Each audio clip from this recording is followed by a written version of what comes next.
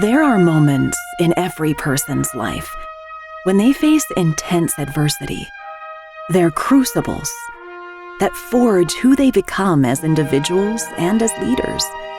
Now more than ever, we need leaders who are called to a higher standard, focused on leaving it better than they found it, and paying it forward to the next generations.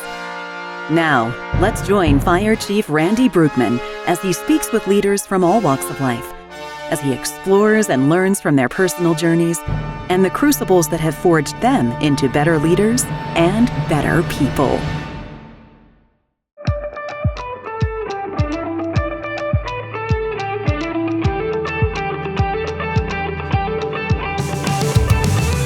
Welcome back to another episode of the Leadership Crucible podcast.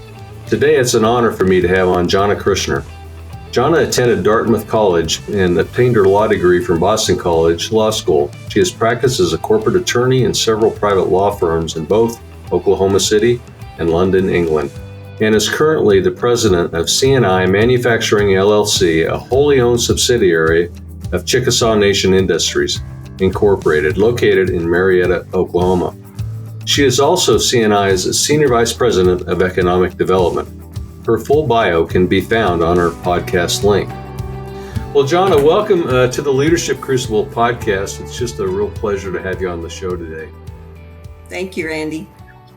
Yeah, well, thank you. You know, how does an attorney find her way into leading a manufacturing group for the Chickasaw Nation? There's got to be a story there. Well, it's not something I ever expected. I'm a fifth generation Oklahoman. You know, I was born in Oklahoma City.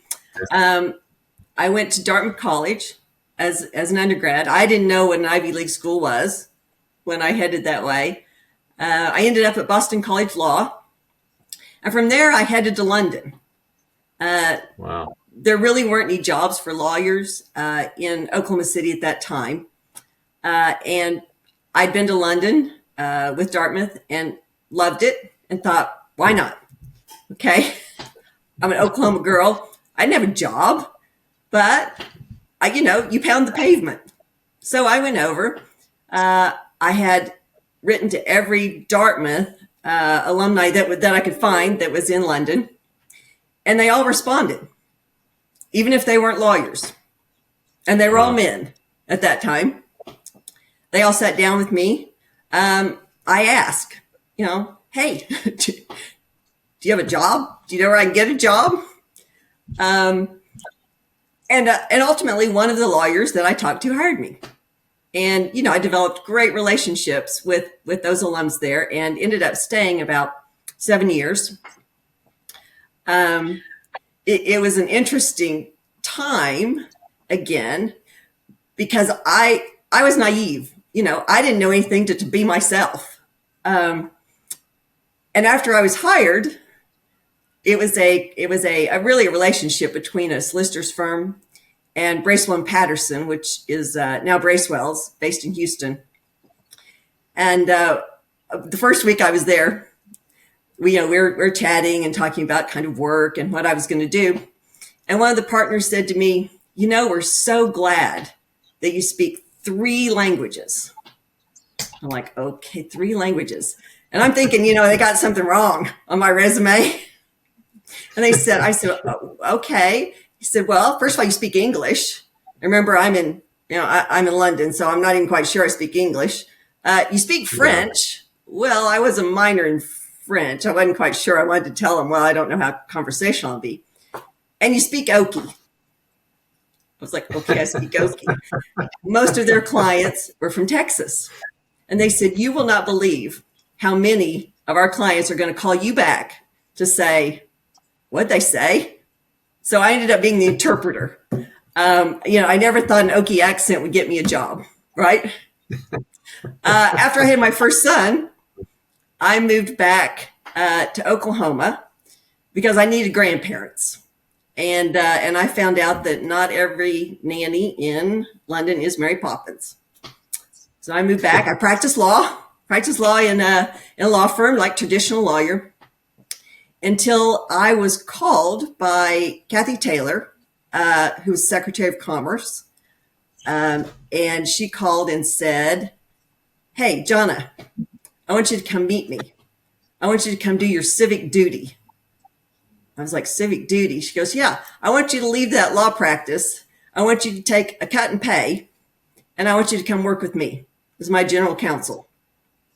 Well, again, it was the best job I'd ever had.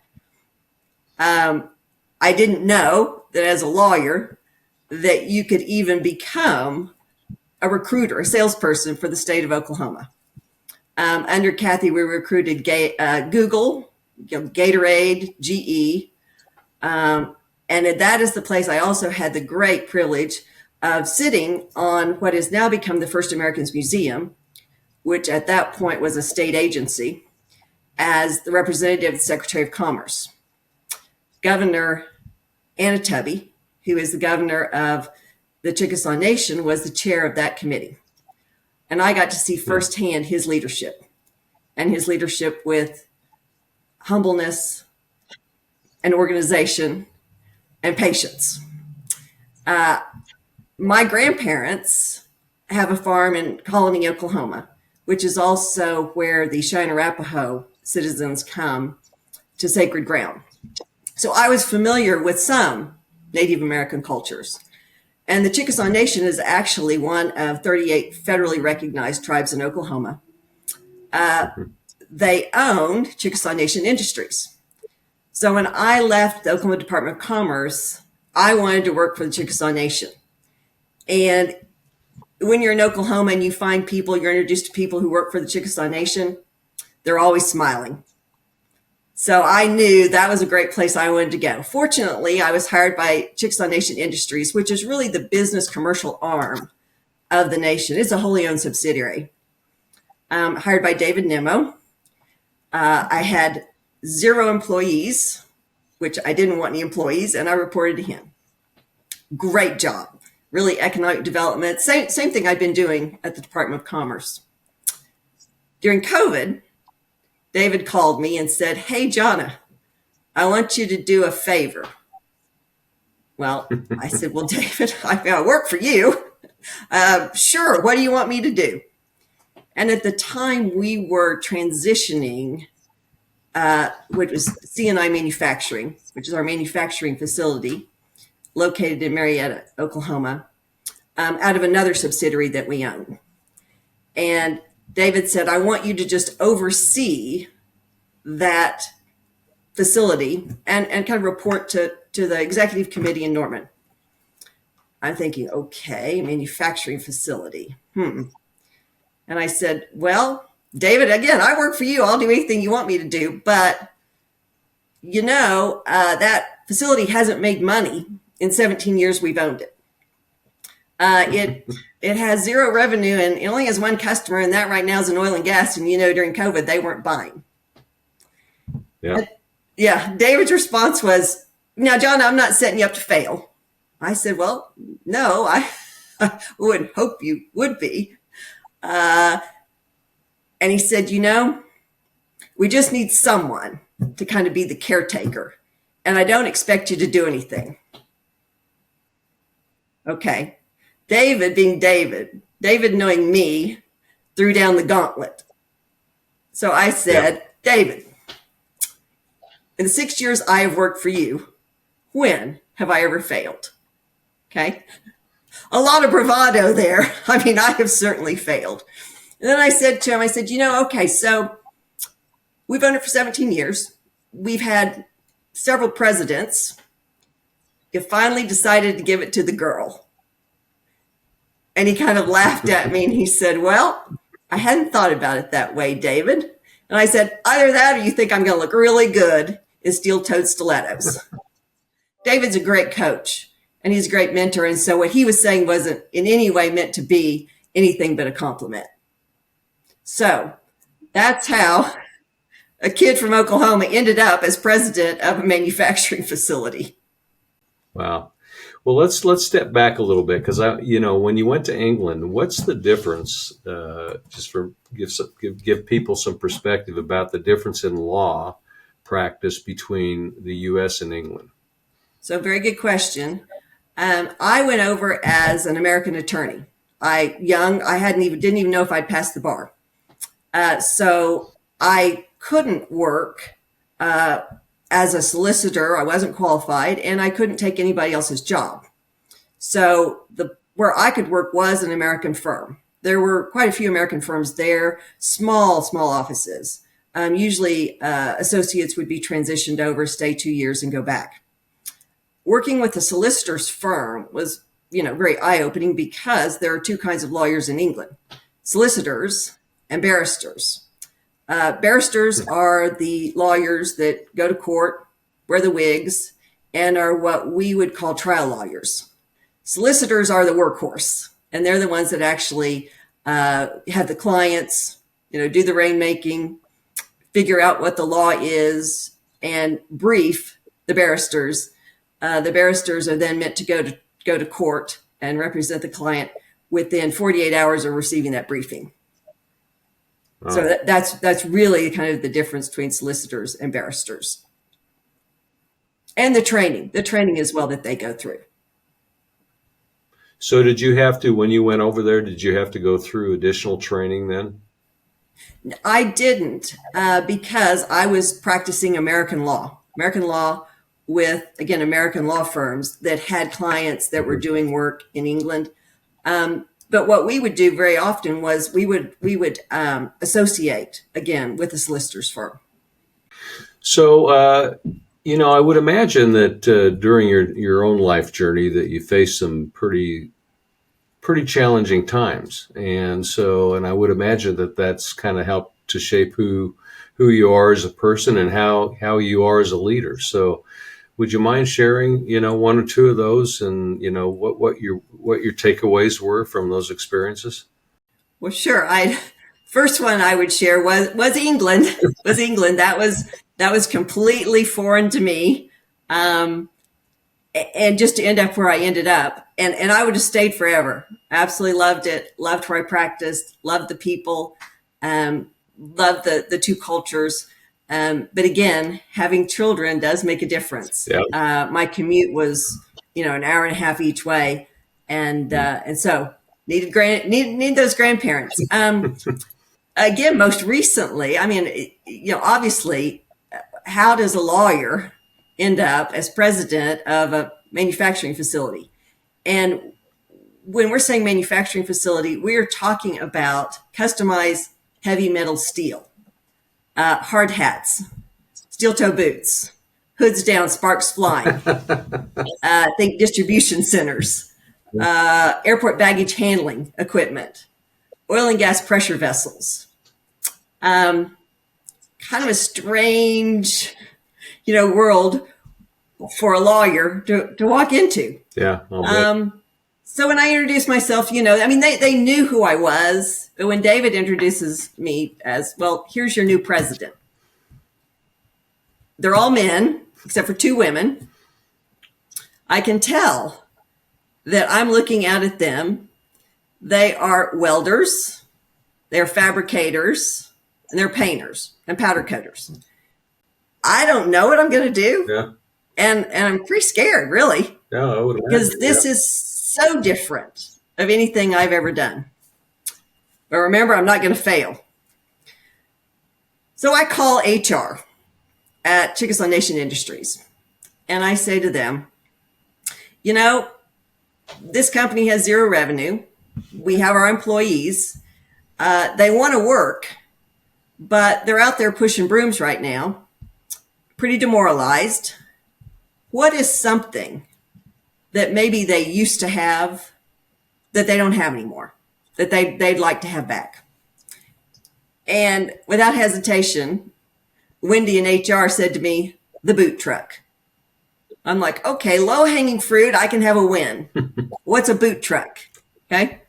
A boot truck is a semi-tractor trailer that arrives with on the back of it is basically a shop. They roll down, they roll out. You can go in. There are stacks, shelves of boots, steel-toed boots, all steel-toed boots, many different kinds. I mean, they have the regular, the black that I kind of started out with. Got to fit in with these guys. Started out with the black, but the boot truck has boots that are cowboy boots. They have sneakers. They have things that look like they'd be your mountain shoes. We hadn't had that. We just dropped it, and it was something that we didn't really think might be that significant. So we gave the every employee $75 voucher to come in and get a new pair of steel-toed boots, which is a requirement for working with us. Yeah. So it's equipment for them, right? I mean, I was an instant success. I brought the boot truck back.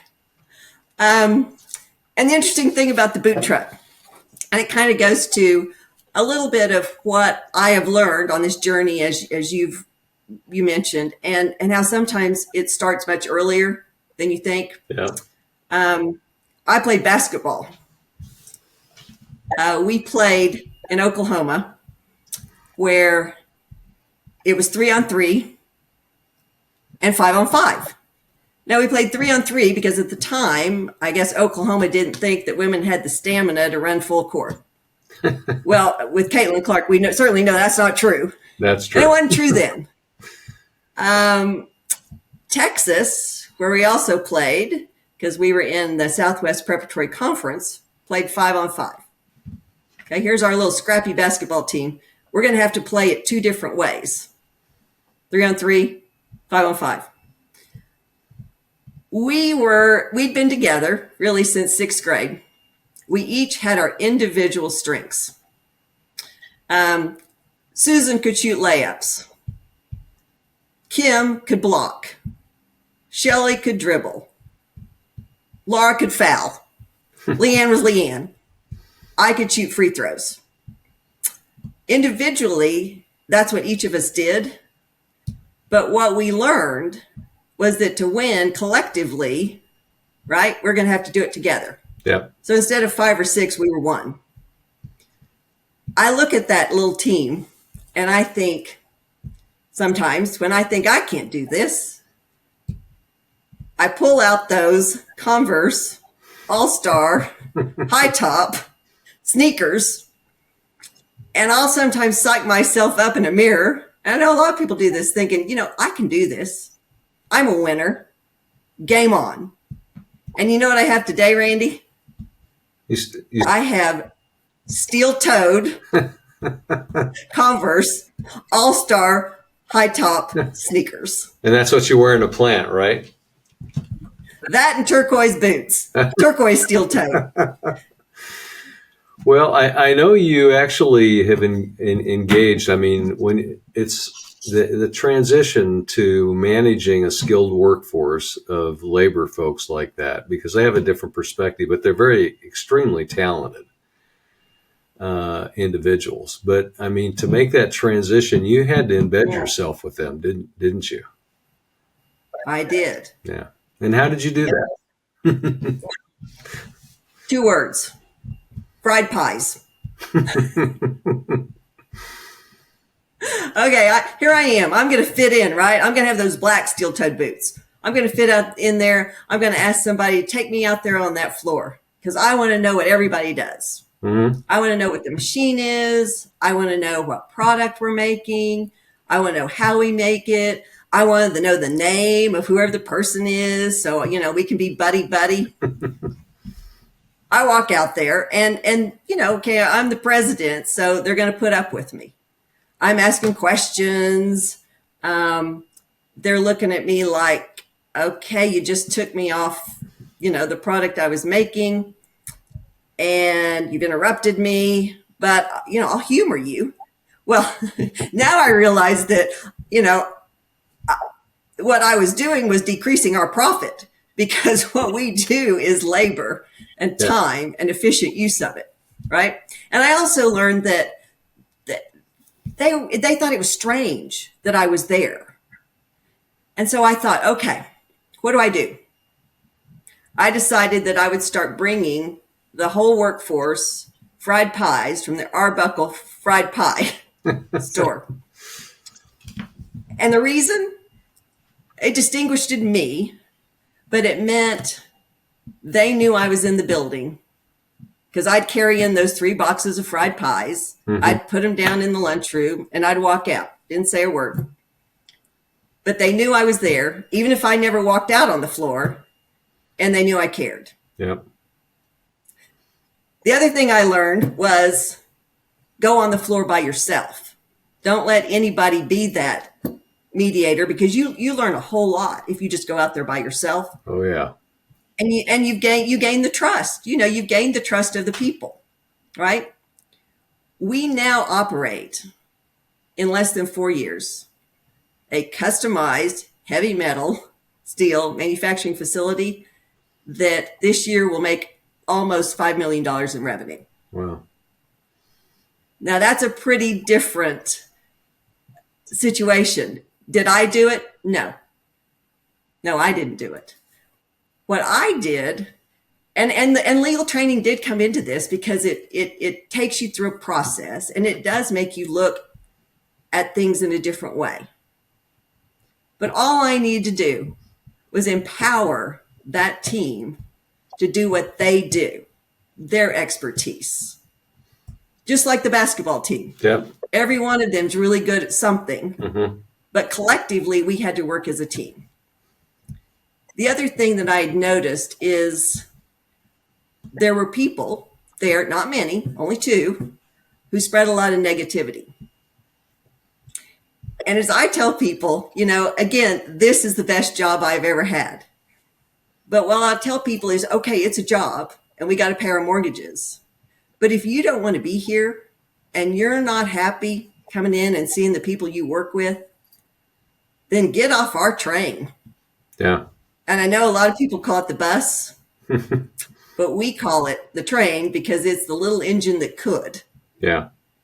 And that's what we look at ourselves as. And you know what, Chief? I now have 6 women who work at that manufacturing facility. And the thing to remember is the little engine that could is a she. Well, I think when you go into a, male-dominated environment like that, I think you did all the right things. I mean, you went and learned about what they do. And then I think just the whole pie story is just saying, I appreciate you. I'm not going to bother you, but I appreciate you. And, right. That goes a long way. I mean, a lot of bosses that are running companies and organizations today, they never go out and lead by walking around just to get to know their people and see what they're doing. They sit in their office all day and look at spreadsheets, and it makes a big difference. It does. The other thing that kind of makes the difference is we knew what we did. I had to learn out what we did. Yeah. Everybody knew how we did it. I recently had 1 day's instruction in welding, so I could know how we do it.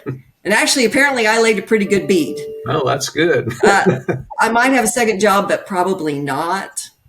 But again, why? A lot of people say, well, why, right? We know why we do what we do. Because our mission is to build a business that supports a nation. Yeah. And that is supposed to and does increase the quality of life of the Chickasaw citizens. Yeah. And what I learned at Commerce is the tribal nations are our biggest economic engine. And if the tribal nations do well, all Oklahomans do well. Yeah. Yep. Yeah. The tide lifts all boats, doesn't it? It does. Yeah. Yeah. And our chairman, Neil McCaleb, who's part of the Chickasaw Nation, that is one of his favorite phrases. Yeah. Well, it's true. I mean, I've seen it in my own organizations and the cities and local government that I've worked in. So, Right. So you had an opportunity to work with one of my board members, Ben May, on a project with Disney that featured I think it was called the Oklahoma Centennial Project. Can you share a little story, or can you tell us a little bit about that? Okay, again, how did I get to do that? Here I am, General Counsel at the Oklahoma Department of Commerce. But you don't say no to Mickey Mouse. And so when Ben called, he asked, we'd been introduced by a mutual friend. He calls me up and he says, Jonna, Ben May from Disney, how would you like for Oklahoma to be the first state ever to be showcased at the Epcot Food and Wine Festival as one of those centennial projects for the state in 2007? And my first thought was, again, why are you calling me? Right? Yeah. I'm a lawyer. And then you know what I thought? I said, why not? Just say yes. So saying yes sent us on quite a journey, about 18 months, working again with many different contributors over the state of Oklahoma, working with Ben, working with Nora Carey, who was the food and wine expert, and working with Stephen Silvestri, who I still call my own Imagineer. We spent a lot of time together, and I lived at Disney for quite a few different times over about 18 months. Wow. Again, got to know those people. We put together an incredible showcase for Oklahoma. We had Native American, we had cowboys, and we had Route 66. So we had an opportunity to tell a lot of what Oklahoma is and that melting pot that Oklahoma is. We had Native American artists. We had entertainers from all over the state. And we had a great food selection. So it was a great experience. And again, if I had not done that, I would not have formed that relationship with our good friend Ben May that'll last a lifetime. Yeah. Well, and I mean, just the experience of having the opportunity to work at that level with Disney. I know when I was in Anaheim and got to work with the folks at Disneyland over 8 years, they just do things in a different way. And there's a lot of leadership lessons that can be learned and applications that can be learned from Disney that you can bring back in-house and make your own organization better. And I know we actually, when I was at the Department of Commerce, we did use that leadership program, Disney, and several of my colleagues there. Disney did compliment us. And again, we're from Oklahoma. We're friendly. And we had ambassadors that were there for the 6 weeks. And Disney did say, your ambassadors are just like Disney. They're positive, they're encouraging, and they give out a lot of information and teach. So again, that was a great compliment to the people who were there helping. Yeah.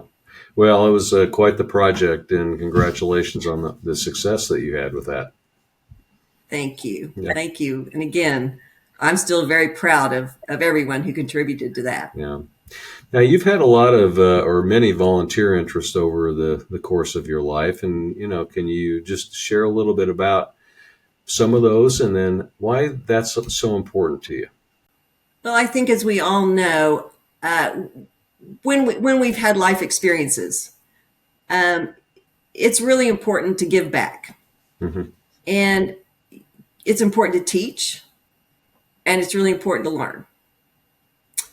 And I think the other part it's a great upper for me is that you can help people by volunteering for nonprofits that'll never know you helped them, and you'll never know.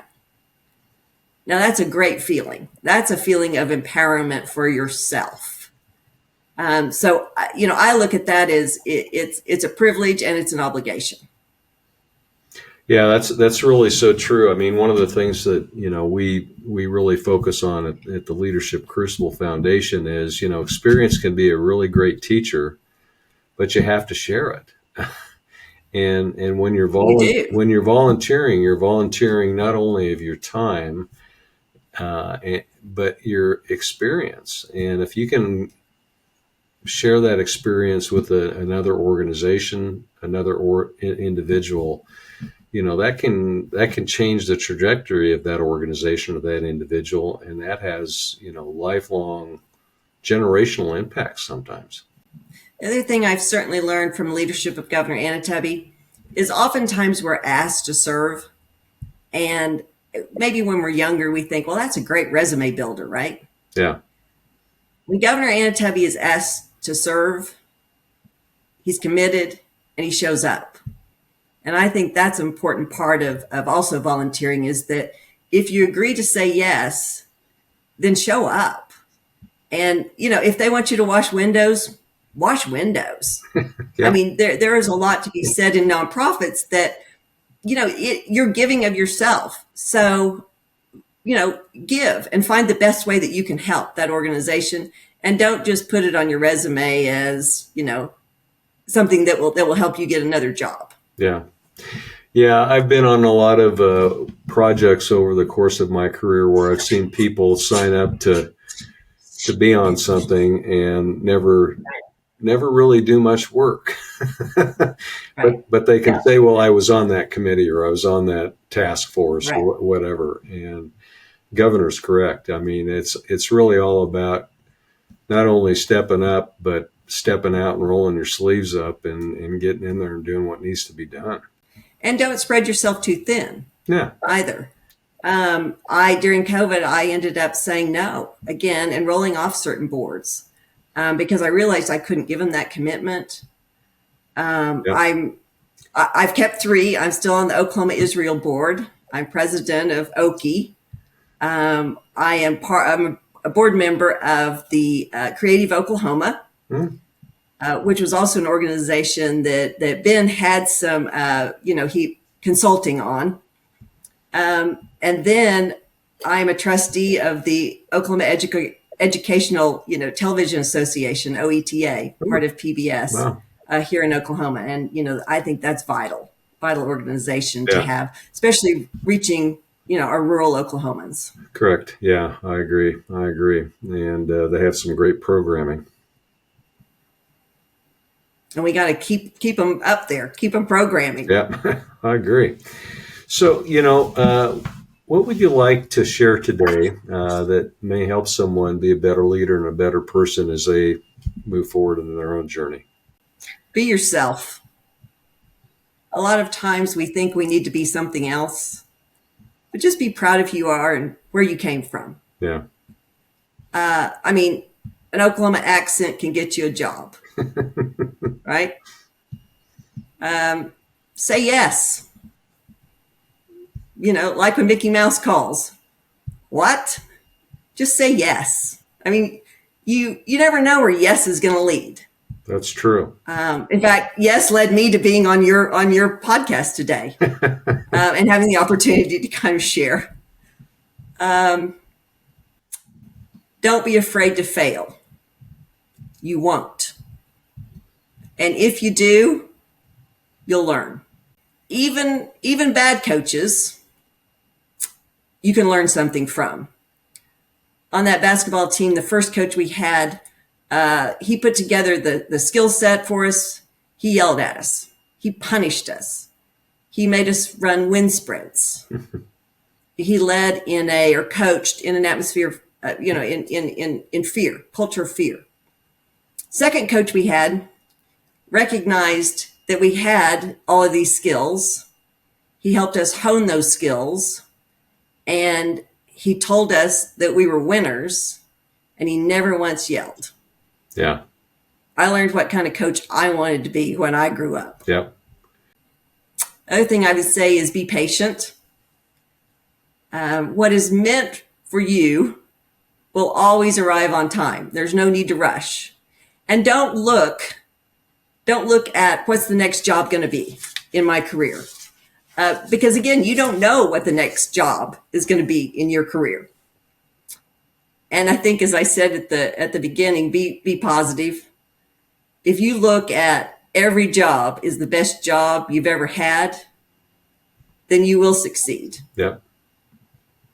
And again, with all of that, it's important to remember that your career is a journey. It's not a destination.